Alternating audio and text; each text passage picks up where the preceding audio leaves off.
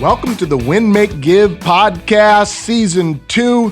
This is Ben Kinney with my backup band today, Mr. Chad Himes playing guitar.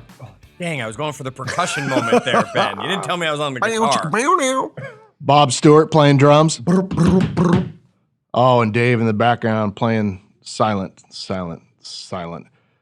Season 2, we are all about winning, gentlemen. Absolutely.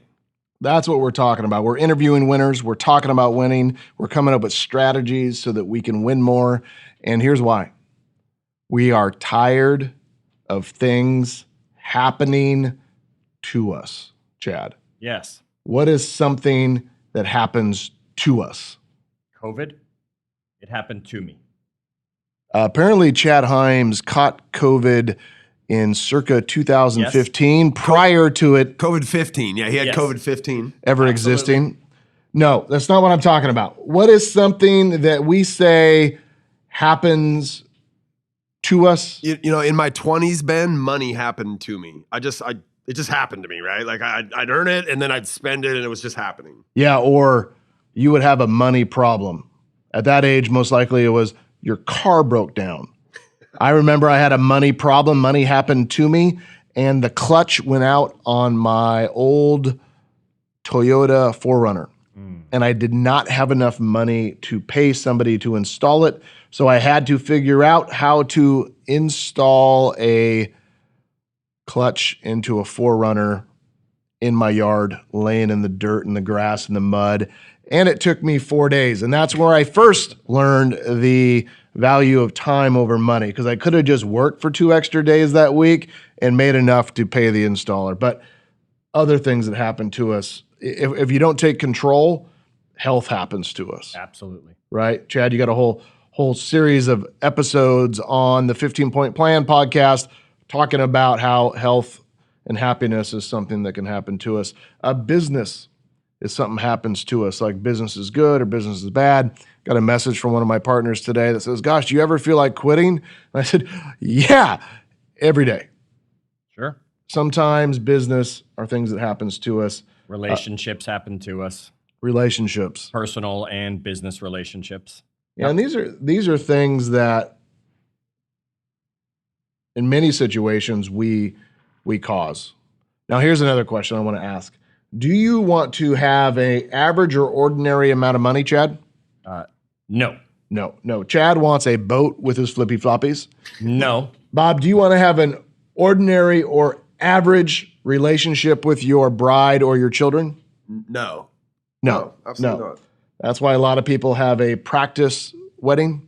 And in that situation, they had an ordinary or average first marriage, and their second one is no longer ordinary average. They're going to do it better. Guilty. Both of us.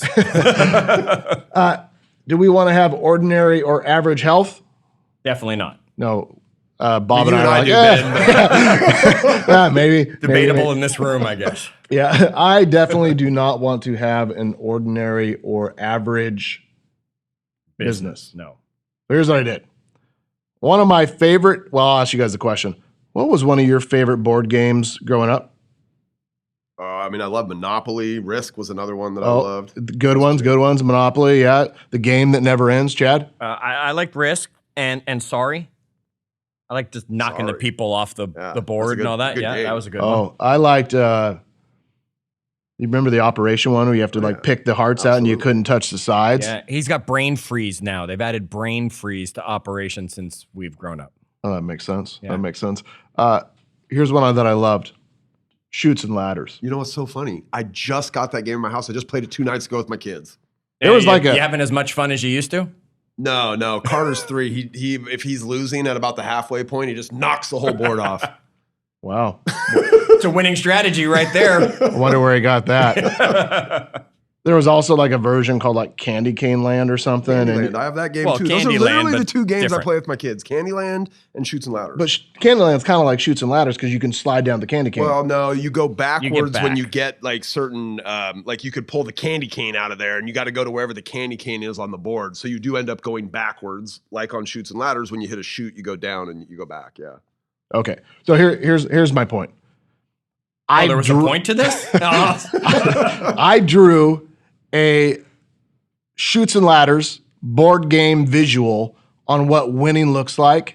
How do we go from being average and ordinary? Call me anything but average or ordinary. Yep. Right? Because I'm an above average weight and a below average height. I do not want to be ordinary or average. Nope. All the way down to winning at the highest level. So today, I'll actually take this Chutes and Ladders image and we will put it in the Facebook group, which is Facebook.com/group/win-make-give. pretty simple, ladies and gentlemen. If you know the name of the podcast, you can find us on the Facebooks.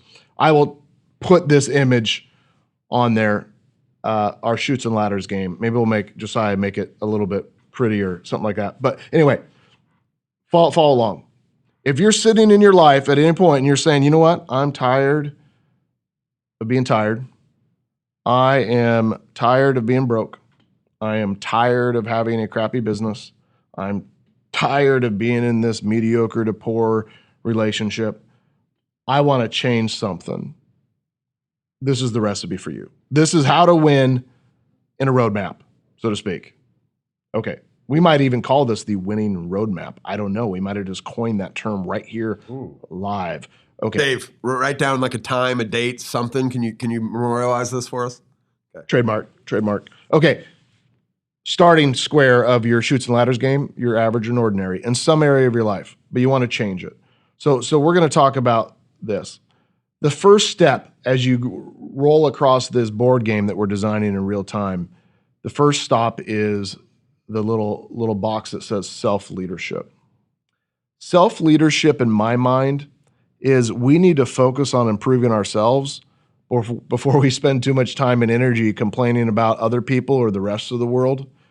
We need to fix the person that's standing in our shoes first. Do you guys agree? Yes. Okay, so how do you do that? Self-leadership is about creating and finding habits that are going to solve those problems that we're running into. We're talking about financial habits. We are talking about health habits, business habits, relationship habits. Yep. And it could be as simple as, I don't drink calories. I'm going to walk 10,000 steps. I'm always going to have a date night. I'm going to put my phone away for 1 hour every night. These are all habits that we come up with. Sure. Easy, simple, little habits that'll build up. Yeah, which you'll hear about through all the different episodes that we do here at Win Make Give. Additionally, self-leadership is about finding models and systems that work for you. And I think that's a really key point. There's a lot of models and systems out there that if you had me try to use, it wouldn't work for me. It has to be tailored to what you're willing to do and what's unique in your life or your business or in your health. So none of us are on the same journey, so we can't all follow the same program along the path at times. Yeah, think about it in money. Like there might be an amazing model or system for making a ton of money, but you personally or you and your spouse don't have the same risk tolerance. Sure. You don't want to hound all your friends to buy their soap through your store. I mean, because people make money at Amway, right? Like people, sure, or it's not called Amway anymore, but the people have made a lot of money there. Well, we all have different, right? Well, we all have different strategies. We were just joking about a stock, for example, that I was excited I bought 2 shares of. Bob was excited he bought 200 shares of, and Ben, you bought a few more shares than that. Me, I made 3 cents on the transaction. You guys made some money on that transaction. We all have different paths we're following because we're all in different places. For sure. We could be in different parts of the world. We talk a lot about investing, and maybe investing is a little bit more difficult if you live in San Francisco and you just can't get close to the rent to the payment ratio that we want. So maybe that's just not going to be your model, your system. Sure. A health one. There are so many diet health programs. I can't follow a keto program. I can't follow an Atkins style program. Yet there's some people out there who have great success. You do your crazy intermittent fasting where you just don't eat for a week.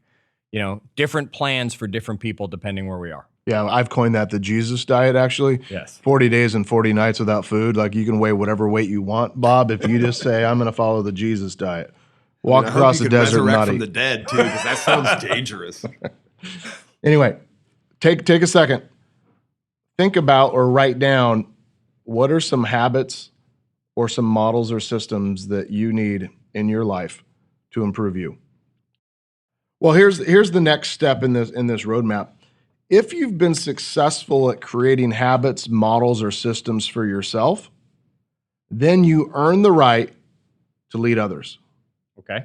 Now, that could be as simple as you're raising children now, or you're in partnership with a spouse, or you have an employee, or you volunteer at church, or you're coaching your kids, whatever, right? You don't get to do those things unless you're doing some of that for yourself, if you've already succeeded at some level on your own journey. I mean, this begs a really obvious question for me, which is, should there be a test for some people to have kids? Should Like, you basically said you're earning the right to lead your children because you've demonstrated that you have the ability to lead yourself. I would, I was 30 years old when I had my first kid. I don't know that I was leading myself very well then. No, the only test you took was your girlfriend took a pregnancy test. Yeah, that's right. But did she fail or pass? I'm not sure how you would say she that. passed successfully. Thankfully, Kellen's mom is doing a great job raising him. No thanks to me. But I matured in the next 10 years to when I had my kids. I think they have a lot better chance. But that's a real thing, right? Like, you're saying you earn the right to then lead other people. I don't know. So Ben, this is a sidebar for us. Using our roadmap or our chutes and ladder game. We've gone up the ladder. We've moved up to that next step of being able to now lead others. Yet at any time, we could still go flying back down that slide, that chute.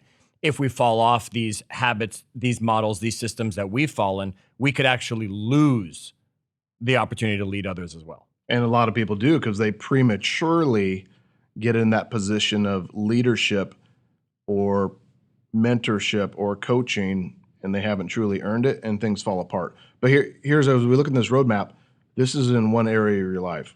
Right. You wake up one day and you said, you know what? I'm sick and tired of being sick and tired, and I'm going to change something in my health. First step is figure it out on your own. I'm going to go lose some weight. I'm going to learn how to run, or I'm going to feel healthy and have energy, right? You get successful at that. What naturally happens, Chad, is somebody walks up and said, you know what, Chad, the last time I saw you, you were eating blizzards on Ben's couch. Yep. And you were solid medium husky. True story. And now, Chad, you are a lean, mean fighting machine. How'd you do that? And then probably another question that comes up for people that have been successful at getting healthy is, hey, give me a plan. Mm-hmm. Can you help me do that? Right. And you naturally start leading other people. Well, think about money. You go out there, you're like, hey, I'm tired and sick of being broke.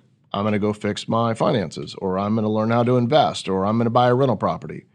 So you're sitting around dinner and you go to Bob, and Bob says, well, how's things been? I'm like, good. I just bought a house and I rented it out, and now I bought a second one. And you're like, really? I thought about doing that. How'd you do it? Right? And all of a sudden, you're no longer just fixing your own problems. Now you're leading others. But there becomes a fiduciary duty in leading other people in faith, relationships, health, money, etc. And that's where you go from just having habits and models and systems to mastery. Mm. When you're leading others in those different areas, right? You're moving through our roadmap.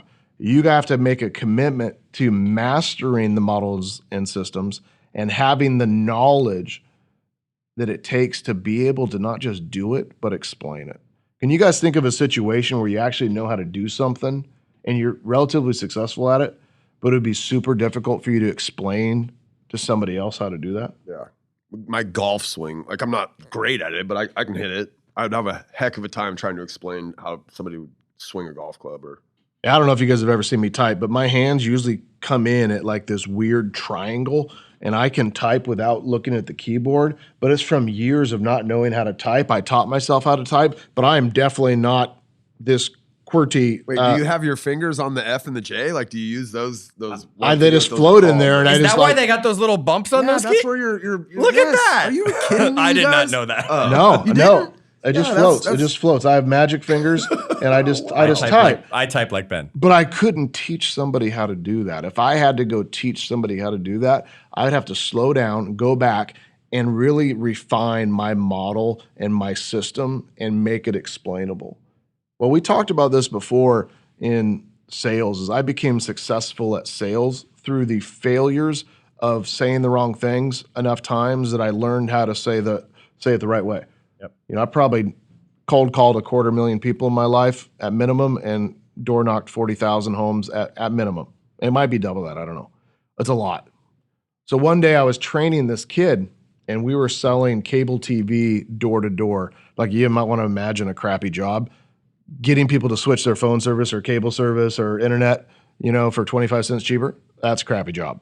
Well, anyway, so I'm out there doing my crappy job and I'm knocking on doors and trying to get people to switch cable TV and I became decent at it. So when my boss, who's a phenomenal individual and a great boss, he said, "Hey, go out and train this new kid." Great. So I take new kid with me and I said, "Here's what you say. And you go on the right-hand side of the street, I'll go on the left, and I'll meet you at the end of the block." So he goes, he starts knocking on the doors, I knock on the doors, I get to the end of the block, he's standing there. I said, "How'd you do?" And he said, "I didn't get any." I said, "Did you say what I said to say?"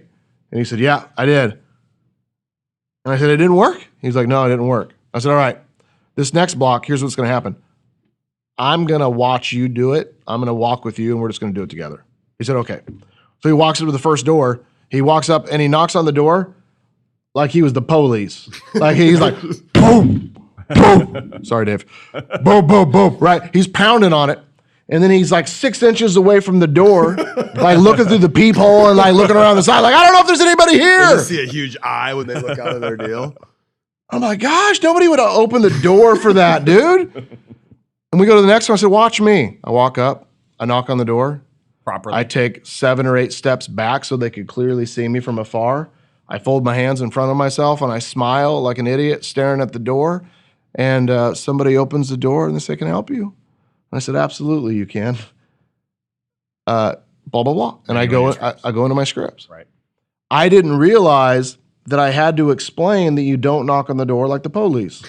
Like, I'm not trying to breach the door, right? and you can't stand up there, right, like a pervert trying to sneak a peek. Like you can't do that. You gotta back that butt up a little bit. Like these are little things that until you figured out how the mastery and documenting what you do, you aren't really leading others. You're just telling others what to do. Now, at some point in the leadership and management and the growth of other people, you're gonna get to the next square. And the next square is where your hourly rate increases and you start making more money in your career, your life, your position, or in the business that you have. And when you start making more money, a couple things are going to happen. What's the first thing that people do when they make more money? Spend more money. That was like synchronized, correct We weren't even answer. looking at each other. Chad for and that I one. have both made at some point in our life more money when That's we weren't right. prepared for it. So Yeah. we know the answer to that one. What did these two guys do when they started making more money? Spend more money. Ladies and gentlemen, that's a perfect example. What did they spend more money on?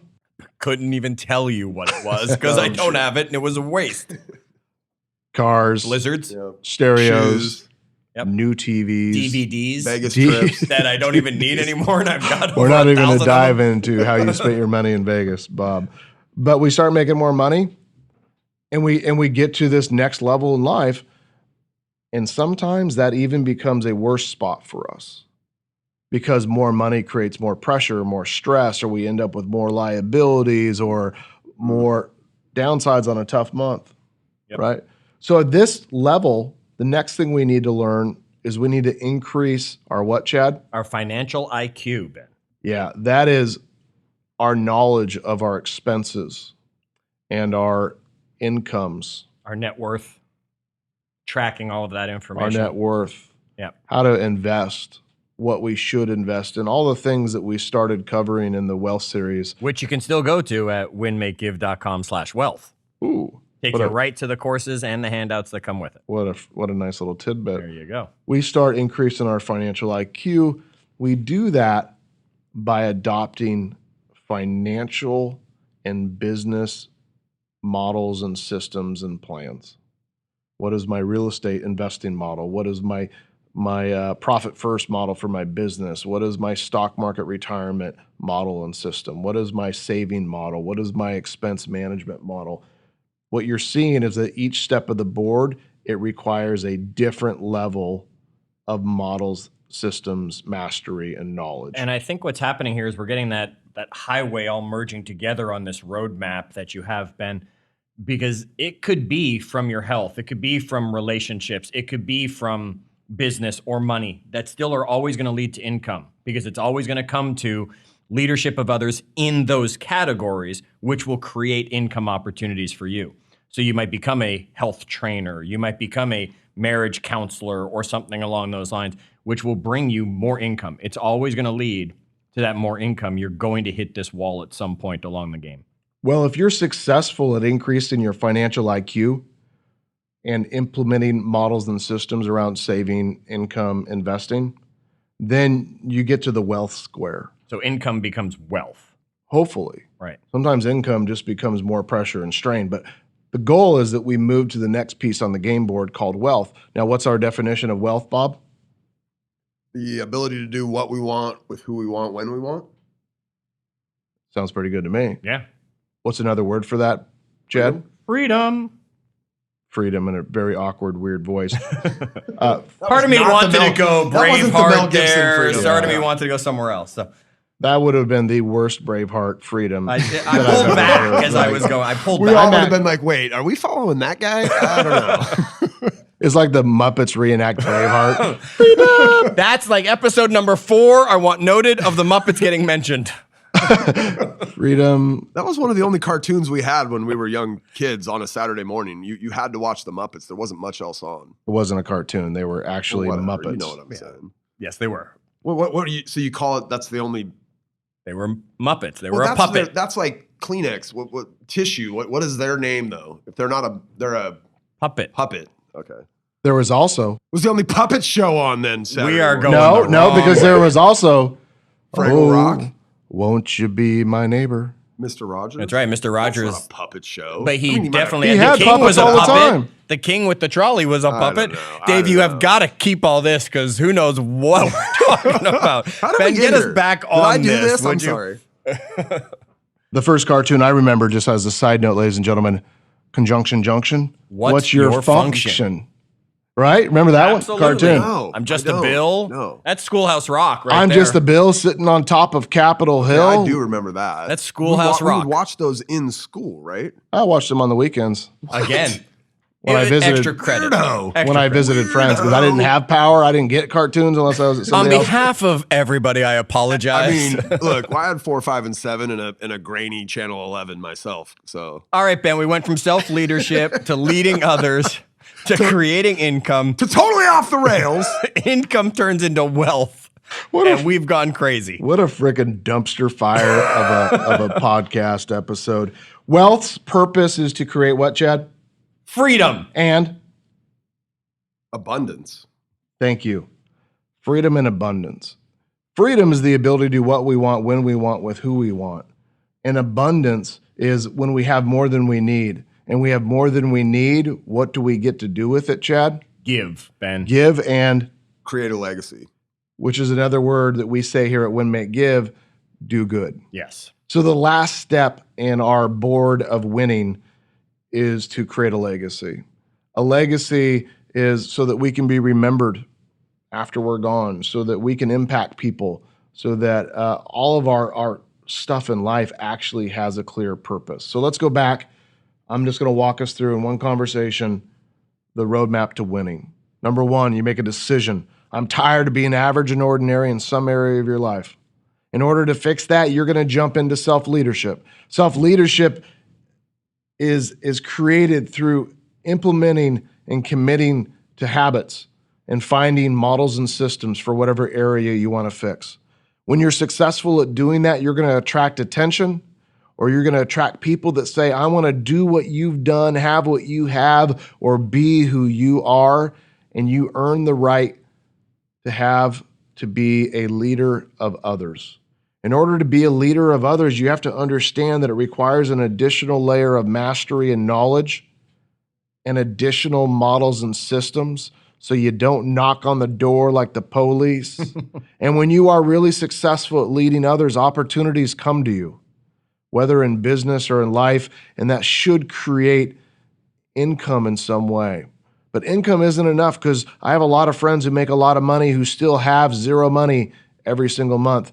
It requires you to have financial IQ, to really understand how money works and how investing works and what you actually have, which would require you, if you wanted to change it and then grow it, to have models, systems, and plans around saving, investing your income, etc., which would create wealth.